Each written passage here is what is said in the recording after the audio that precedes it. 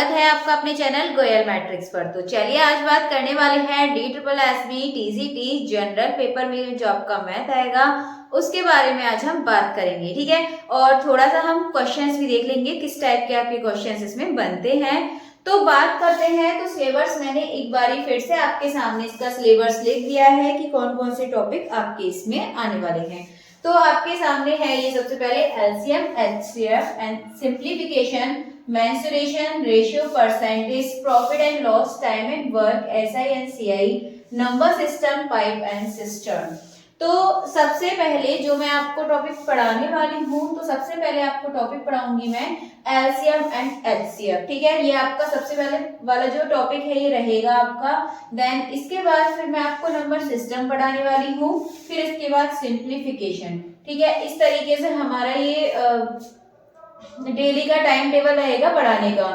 तो सबसे पहले एलसीएम, एचसीएफ, सिंप्लीफिकेशन और नंबर सिस्टम में देख लेंगे। तो आप देख सकते हैं आपके टोटल 9 से 10 टॉपिक इसमें आते हैं। तो हर क्वेश्चन से लगभग 2 क्वेश्चन आपके बनते हैं। किसी से 1 बनेगा तो किसी से 3 बन सकते हैं, 2 बन सकते हैं, किसी से 1 बनेगा, किसी से 1 भी नहीं। तो इस तरीके से आपके वहां पे क्वेश्चन बनेंगे हर जितने भी आपके टॉपिक हैं।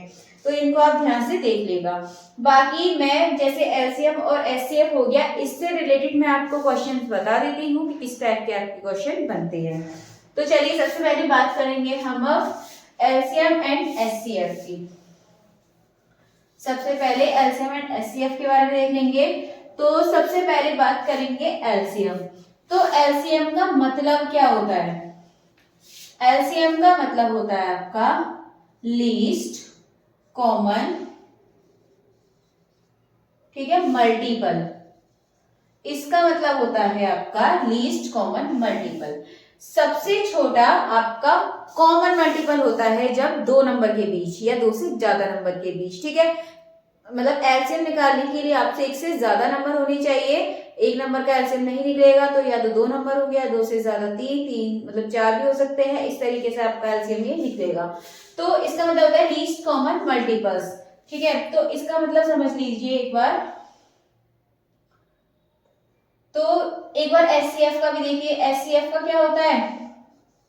हाईएस्ट कॉमन फैक्टर, ठीक है। दोनों में डिफरेंस है। लीस्ट का मतलब ये नहीं है कम वाली वैल्यू। यहाँ देखिए, यहाँ मल्टीपल की बात करी गई है, एचसीएफ में फैक्टर की बात करी जाती है, ठीक है। जैसे हम 2 नंबर लेंगे, अभी हम उसका देखते हैं एचसीएफ मतलब एलसीएम कैसे निकलेगा। जैसे आपके सामने 2 नंबर हैं 12 और 9, ठीक है। अलग अलग लाइन में लिखते हैं इनको, तब समझते हैं। 12 और 9 आपके पास ये 2 नंबर हैं। यदि 12 देखा जाए आपका, तो 12 और 9 इसका मल्टीपल का मतलब होता है, इसका हम आगे टेबल लिखें। जैसे 24 आएगा, देन इसके बाद फिर कितना आएगा आपका 36 आएगा, 48 आएगा, 60 आएगा, 72 आएगा। देन इसी तरीके से आपका ये आगे टेबल चलता रहेगा। 9 का टेबल पढ़ेंगे तो ये होगा 18, 27, इसके बाद कितना हो जाएगा फिर आपका 36, फिर कितना हो जाएगा 45, 54, देन इसके बाद 63, 72, इस तरीके से। तो अब देखिए, एलसीएम का मतलब होता है least common factor, least common multiple. यदि हम एलसीएम निकालना चाहें तो आपको क्या लिखना है? मल्टीपल, ठीक है। मल्टीपल्स हमने लिख दिए। इसमें आपका लीस्ट कॉमन सबसे पहले यानी कि सबसे छोटा जो इसमें कॉमन नंबर होगा। देखिए सबसे छोटा इसमें कॉमन नंबर आपका कौन सा है? 36। ये आपका दोनों में कॉमन है छोटा। ऐसे तो 72 भी कॉमन है, लेकिन हमें देखना है लीस्ट यानी कि छोटा वाला 36। अब यही बात करें हम एचसीएफ की, तो एचसीएफ देख लेते हैं। तो एचसीएफ इसमें आपको डिफरेंस समझ आ जाएगा। 12 और 9, तो 12 का मतलब, इसका मतलब होता है 12 किस किस की टेबल में आता है। फैक्टर का मतलब होता है इसके फैक्टर क्या होंगे। तो 1 में आता है, 2 में आता है, 3, 4 एंड इसके बाद 6, देन लास्ट में 12। अब 9 का करेंगे तो 9 का तो आपको पता है 1 में आता है, 1 के बाद 3 में आता है, फिर 9 में आता है, ये होता है। अब इसका मतलब होता है highest common factor. Highest common factor का मतलब ये है कि जैसे भी इसमें कॉमन देखिए, इसमें तो सिर्फ ये 3 कॉमन है, लिख लेंगे 3। बट यदि मान लीजिए इससे ज्यादा जैसे 4, दोनों में कुछ और कॉमन आ रहा होता तो हम वो हाईएस्ट वाला कॉमन लेते, लीस्ट वाला नहीं, हाईएस्ट वाला कॉमन लेते। आई होप आपको अच्छे से समझ आ गया होगा। जैसे और एग्जांपल ले लेते हैं 24 और 8। तो 24 किसमें आता है? 1, 2, 3, 4, 6, 8, देन इसके बाद आपका 12 में आएगा, फिर 24 में।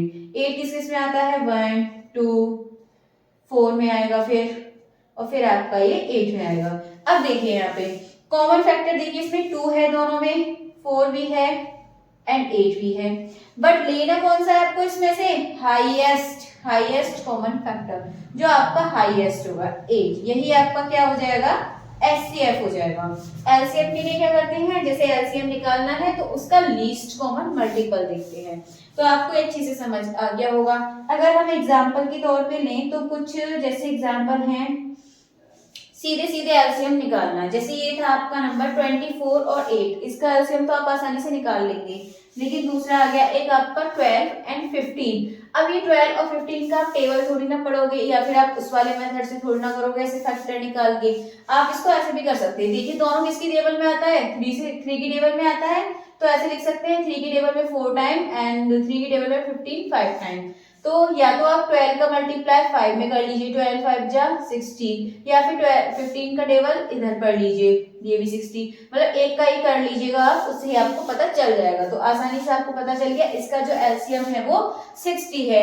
हम और नंबर ले लेते हैं, उसमें आप देख लीजिएगा, जैसे आपका है 20 एंड 30। अब देखिए सबसे बड़ा टेबल हमारा कौन सा है जिसमें 20 और 30 दोनों आता है, तो जैसे टेबल है 10 का, 10 में 20 भी आता है 30 भी, तो 2 टाइम और उसमें 3 टाइम।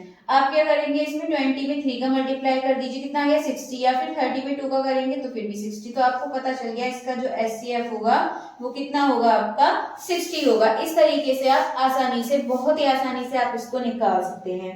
एंड इसी तरीके से अभी तो मैंने ये सिर्फ आपको 2 के लिए बताया है, यदि आपसे 2 से ज्यादा नंबर के लिए आप सीखना चाहते हैं, 3 का भी 4 का भी, इसी तरीके से हम आसानी से एलसीएम निकाल सकते हैं और एचसीएफ को भी हम बहुत अच्छी ट्रिक से निकाल सकते हैं। एंड आपके क्वेश्चंस भी देखेंगे, क्वेश्चंस आपके लैंग्वेज वाले आने वाले हैं, तो उन क्वेश्चंस को भी देख लेंगे कि प्रीवियस ईयर क्वेश्चन आपके कैसे पूछे गए थे।